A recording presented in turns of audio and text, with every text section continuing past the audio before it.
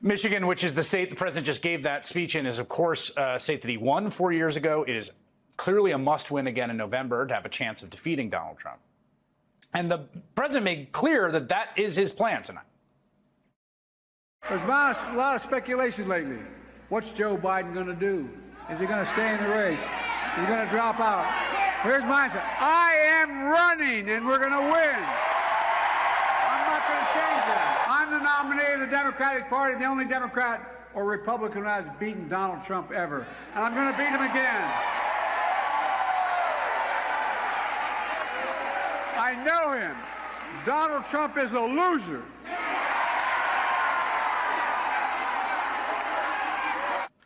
That speech happening this evening on a very packed day for the president earlier in the day on a tense call with congressional Democrats. He said, I'm going to go out, let people touch me, poke me, ask me questions. And today, as he got back into retail politicking, there were flashes of Joe Biden, the veteran campaigner. My dad used to say, Joey, a job's about a lot more than a paycheck. It's about your dignity. It's about respect. It's about being able to look your kid in the eye and say, honey, it's going to be okay, and mean it. And that's what it's all about. Large part of the case that the president's been making to voters, as he did last night in that press conference, is pretty straightforward. It goes like this. Just look at how the American economy has roared back since he took the reins during the aftermath of COVID, a recession, and a supply crisis. We made so much progress. Think about it. Think about where we are economically relative to the rest of the world. Name me a world leader who wouldn't want to trade places with our economy. We've created over 800,000 manufacturing jobs, 1.5 million jobs. So things are moving. And he's not wrong. For months, experts have been calling the U.S. economy, these are not partisan folks, these are just people that analyze this stuff for a living, calling the U.S. economy the envy of the world. It's grown at a far faster rate than any other large developed economy on Earth. In fact, the World Bank last month not only said that the Biden-era American economy was the world's strongest, which it is, it also concluded that the entire global economy is in better shape because of the strength of the American recovery. There's huge spillover effects because the U.S. has been a kind of tentpole for global post-COVID recovery. When you consider where we stood in 2020, Biden's tenure has been the most successful macroeconomic stewardship of any president in my lifetime. And many of those economic successes have come through in headlines in just the past 3 weeks, though, of course, you may have missed them for some reason. Just yesterday, new government data showed that inflation was cooling beyond almost all economists' expectations. Prices on everything from cars to groceries are down. Rent, crucially, which has been a real source of pain for people and growing really quickly, is finally stabilizing. Rent is finally stabilizing. For the first time in 4 years, overall prices are down last month on a month-to-month basis, not rising at a slower clip, but actually declining. The Fed now might even cut interest rates before the election. A few days earlier, a study highlighted by the New York Times concluded that America's so-called left-behind counties, the once great manufacturing centers and other distressed places that struggled mightily at the start of the century, have staged a remarkable comeback. In the last 3 years, they added jobs and new businesses at their fastest pace since Bill Clinton was president. So the economic growth is not just helping big cities, it's not just helping urban professionals. In regions like Bay County, Michigan, Lackawanna County, Pennsylvania, where President Biden was born, the job markets are strong. Wages are up in real terms. And today, markets rally, with all three major stock indexes closing near their all-time highs. And much of this is thanks to Joe Biden, the president, and his economic policy agenda. A man who entered office facing a really difficult situation and a whole bunch of hard choices. The Biden White House has not just addressed cyclical concerns like the high unemployment when they took over during COVID and the subsequent inflation. It's actually moved America away from the worst excesses of the economic model that dominated for decades, a model that was based on low-wage work, huge outsourcing, and gutting the American manufacturing base. Biden has improved on all of those. Inequality has shrunk. Wages at the bottom are up the most. He's also been building towards a green transition heavy industry. All of this is a record. Like I said, it's the best economic management of any president in my lifetime. It's a record to justly be proud of. And it has been an enduring obsession of mine and this show that the Biden presidency has delivered all of this, and his approval rating hovers around 37%. That's not a good number. That's on par with Jimmy Carter and George H.W. Bush, who both lost their re-election bids, but crucially, who are presiding over very weak economies. They had nowhere near as strong a record on the merits to run on as Biden does. And so what's the deal?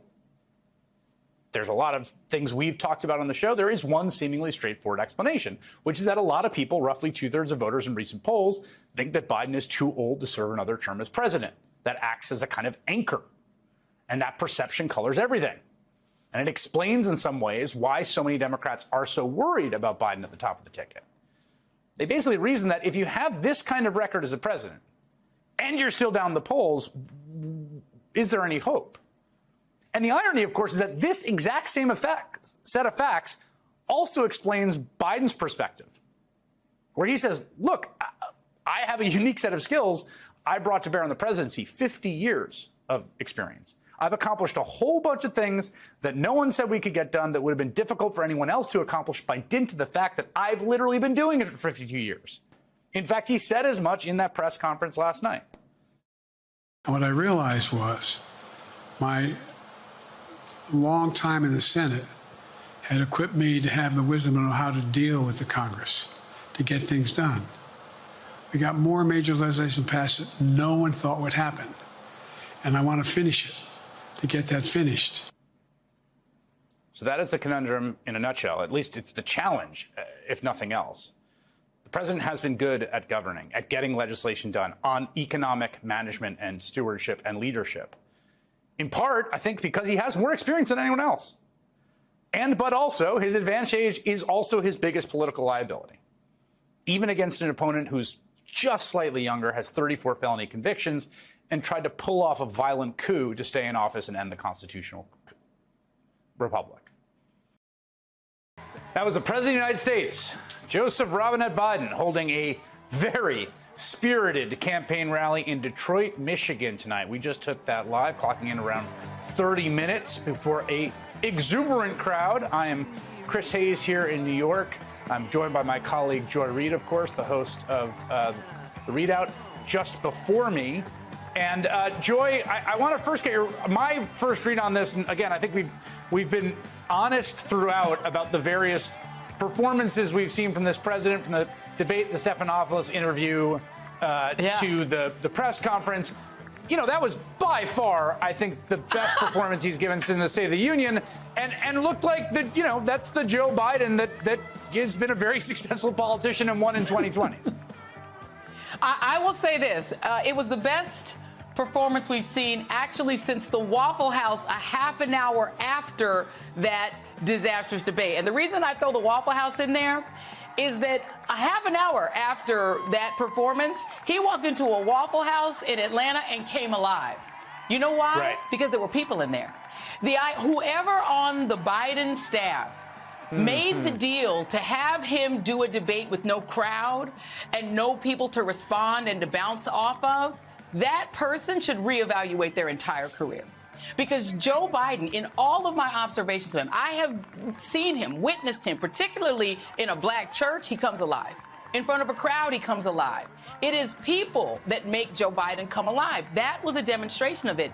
Whatever hoarse voice he even had yesterday in front of the press when he did that really well done, brilliantly done press conference, a whole 49 minutes of policy talk, did a great job. Couple of Biden gaffes, but that's Biden. He's just Biden.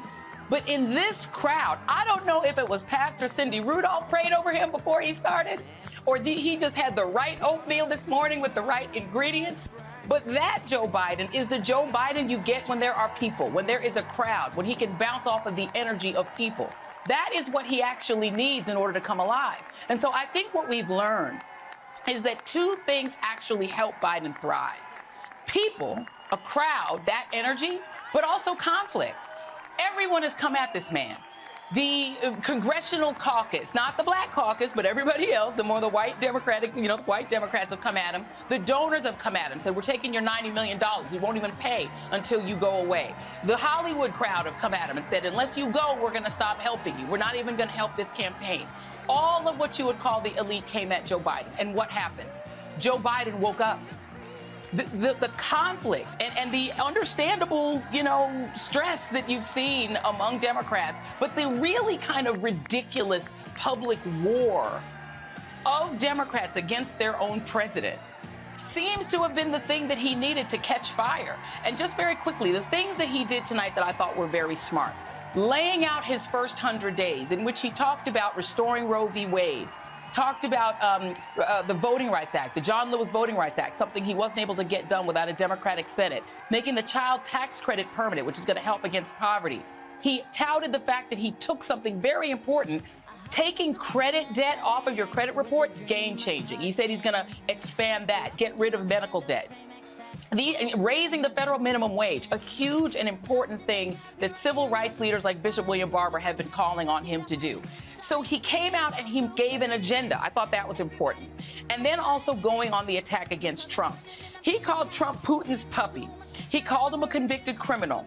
He quoted the judge in saying not just sexual assault, he raped E. Jean Carroll. He said he went bankrupt trying to run a casino, didn't know you could do that. Then when he got protested, he responded by allowing the protest to happen, sobering up, taking a moment, and then touting his deal to end the war between Hamas and the Israelis. This was well done. I can't say anything other than that's the Joe Biden who I think Democrats who might be nervous needed to see. And for Democrats who doubted him, that was the come at me, bro, Joe Biden. He ain't going nowhere. Yeah, I mean, we'll see. I mean, the future remains unwritten. I think he is dead set on not going anywhere. Nope. He was, to me, that was also the most comprehensive thesis of the campaign. Like, we haven't, since the State of the Union, that was like, it's like, what's the campaign? It's like, that's the campaign. That speech is the campaign. Yeah. It's 30 minutes. It's Joe Biden Joe Biden has a strong record. Joe Biden has a vision for the future. Your point about the next 100 days. And Donald Trump is a menace. And all of that, the contrast, Donald Trump is a menace, sort of just completely unloading on the guy in every possible way. January 6th, sexual assault. And then here's what I've done and here's what I'm going to do. Those three pillars. The guy's a menace. Yes. Here's what we've done. Here's what we're going to do. Here's what our shared values are. That is a comprehensive 30 minutes. That's the campaign. That's the first time, I think, and we've seen ads, we've seen events. It's not like there haven't been, but that is the tight 30, as they would say in stand-up. Like, that's the campaign right there. I think we sort of saw for the first time today. It is. And I think it was important also because he's in Detroit, and this is a must-win state. It has to happen, right? You saw that multiracial crowd behind him. That is the demographics that have to come out, right? It has been African Americans, it's been black folks who have been solidly with Joe Biden all throughout these whole 2 weeks of Sturm und Drang inside of the party. But I think that what he understood tonight, as you've said, is that it's not just about bragging about the past. It is about whether or not this is somebody who can manage the future. Because this presidential campaign is partly about what he's accomplished, but it's partly about whether he can handle moving forward, moving the ball forward, moving the ball down the field in a football analogy. What he did tonight is say, here are my plays. I'm going to go ahead and telegraph. These are the plays. If you put me back on, put me in, coach, put me back in, this is what I'm going to do for you. Yeah, these are my deliverables. And I think it was important to have those deliverables be about the working class, be about the people that he is trying to keep on side and get on side. It is those union workers. It is those working class people of color and white Americans. It's people who are saying, I can't afford my rent. He said they're going to go after these high rents that he then points out who the villain is. These, hedge funds, et cetera, that are buying up all that property. He says, we're going to do that. We're going to cap rent increases. Huge. It's a huge problem, particularly among younger voters who are stressed in terms of their finances. Capping insulin for every American, the $35 insulin you got for seniors. He said, I'm going to do that for the rest of you. That child tax cut becoming permanent. That's actually game changing economically. If you are going to win an election, what you have to do is convince people that there's a point to coming out and voting, that I'm not just voting for your ego or to give you a legacy. I'm voting for me. What am I getting for myself? What do I get out of this deal? That first 100 days argument is the what I'm going to get you if you come through for me. That was important to do. this. Elections are about the future. We've been saying this the whole time, but it's so important and so true. And I think it has been a bit missing in all the campaign stuff, even in the discussion of the record, which is, as we report on my show all the time, quite good. It's about the future. Joy Reid, thanks for sticking around. Indeed. Appreciate it. Thank you. Okay, bye. In the aftermath of the first presidential debate and calls from some Democrats for President Biden to step aside, we've seen heightened focus on his potential replacement, Vice President Kamala Harris. Last night, the president himself highlighted her readiness for the job. I wouldn't have picked her unless I thought she was qualified to be president. From the very beginning, I made no bones about that. She is qualified to be president. That's why I picked her.